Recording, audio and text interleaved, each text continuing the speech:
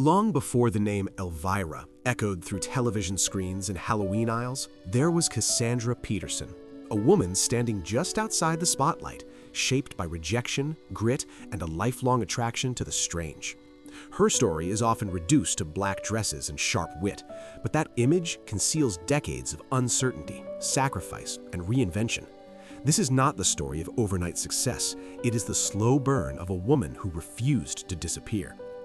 Born far from Hollywood glamour, Cassandra grew up feeling different. Too tall, too unusual, too drawn to the macabre for the quiet normalcy expected of her. While other children blended in, she gravitated toward horror films and theatrical fantasy, instinctively drawn to worlds where outsiders had power. That fascination wasn't celebrated. It isolated her.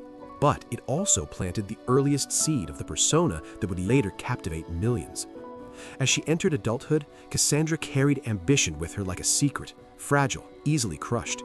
Doors didn't open easily. Casting rooms rejected her unconventional look. Stability remained out of reach.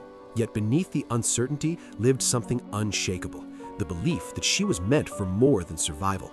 Every odd job, every uncomfortable compromise, every dismissed audition quietly prepared her for a moment she couldn't yet imagine. This is where her journey truly begins, not with fame, but with persistence, not with confidence, but with courage born from having nothing left to lose. Before the world met the Mistress of the Dark, Cassandra Peterson was simply a woman daring to stay visible in a world determined to look past her. At just 17, Cassandra made a decision that would alter the course of her life. With little more than instinct and ambition, she left the safety of home and headed for Las Vegas, a city pulsing with spectacle, illusion, and reinvention. It wasn't escape she was chasing, but possibility. Las Vegas promised something Hollywood hadn't yet offered her: a stage. The city welcomed her with harsh lessons disguised as opportunity. To survive, Cassandra immersed herself in nightlife, working as a go-go dancer in clubs where glamour faded quickly under neon lights. The work was demanding and often demeaning, but it paid for something far more valuable than money: education. Night after night, she studied performance from the inside out. Costumes, makeup, movement, confidence. She learned how presence alone could command attention. It was in Las Vegas that Cassandra discovered drag culture, a world built on exaggeration, defiance, and self-authorship. Watching performers transform themselves without apology was revelatory.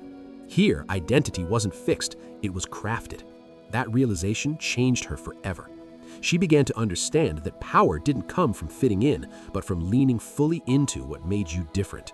Then came a moment that felt almost unreal. At a party inside Elvis Presley's hotel suite, Cassandra found herself face to face with a man who symbolized American stardom. His words were simple, but they struck with unexpected force. Las Vegas, he told her, wasn't her destination. She was meant for something bigger. That single sentence ignited something dormant. For the first time, Cassandra didn't just hope, she believed. And belief, once awakened, is impossible to silence. Belief carried Cassandra forward, but belief alone did not soften the road ahead.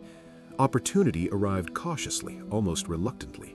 In the early 1970s, she landed a small role as a showgirl in Diamonds Are Forever. It was brief, easy to overlook, yet for Cassandra, it was transformative.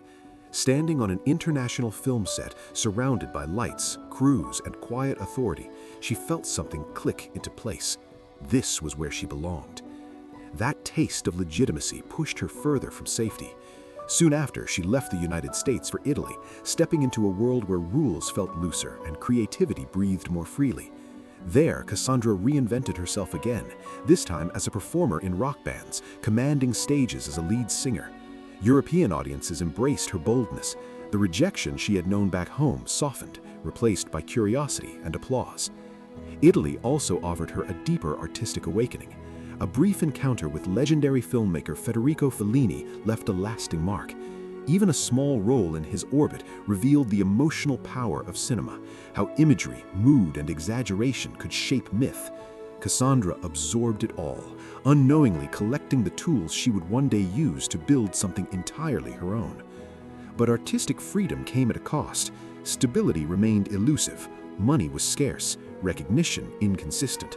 Still, Cassandra pressed on, fueled by the quiet certainty that each detour was shaping her. These years were not glamorous, but they were formative, layering discipline beneath fantasy and resilience beneath ambition. She hadn't found her destination yet, but she was moving closer. By the mid-1970s, Cassandra was no stranger to disappointment. Back in the United States, she moved from city to city, chasing work wherever it appeared.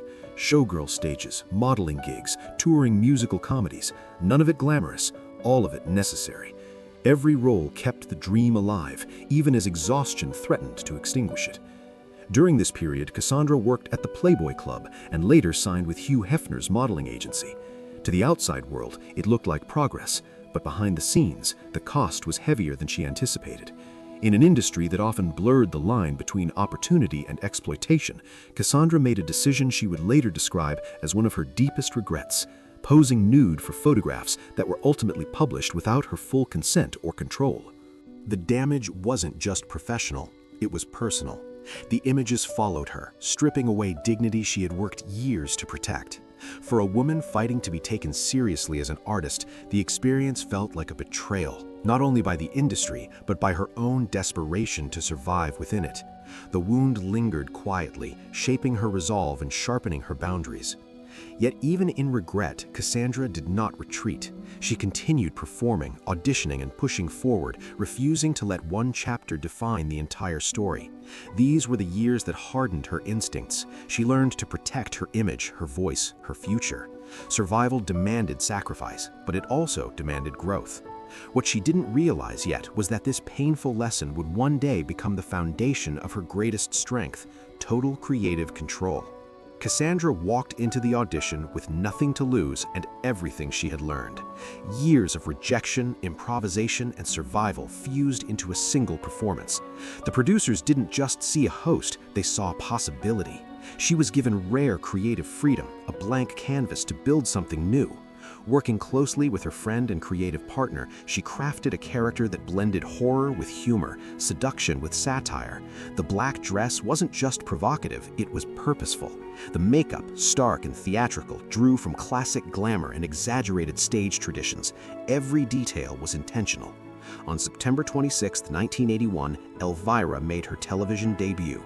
Within weeks, what was expected to fail quietly became a cultural phenomenon. Audiences didn't just watch her, they embraced her. Cassandra Peterson had finally stopped chasing a role. She had created one instead.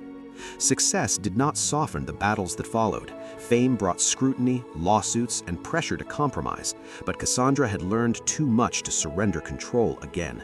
She fought to protect what she had created, ultimately securing ownership of Elvira, a decision that ensured her independence long after television trends shifted. Beyond the image, Cassandra became something larger than a character. She was embraced by audiences who saw themselves in her defiance, her humor, her refusal to conform. Through loss, controversy, and decades of reinvention, she remained present, evolving without erasing the past. Today, Cassandra Peterson's story is not one of shock value or spectacle. It is the story of persistence rewarded, of creativity defended, and of a woman who turned every scar into authorship. The Mistress of the Dark was never an escape. She was the truth Cassandra earned the right to tell. When the lights dim and the laughter fades, what remains is not the costume or the catchphrase, but the woman who endured long enough to define her own ending. Cassandra's journey was never about shock or spectacle. It was about authorship, about deciding who she would be before the world tried to decide for her. She learned, often painfully, that visibility without control is a fragile thing, and so she chose patience over speed, ownership over approval, longevity over trends. Decades after her first appearance, the character still lives, not because it was frozen in time, but because it was allowed to grow alongside its creator. Some icons are built by studios, others are built by survival. Cassandra Peterson belongs to the latter.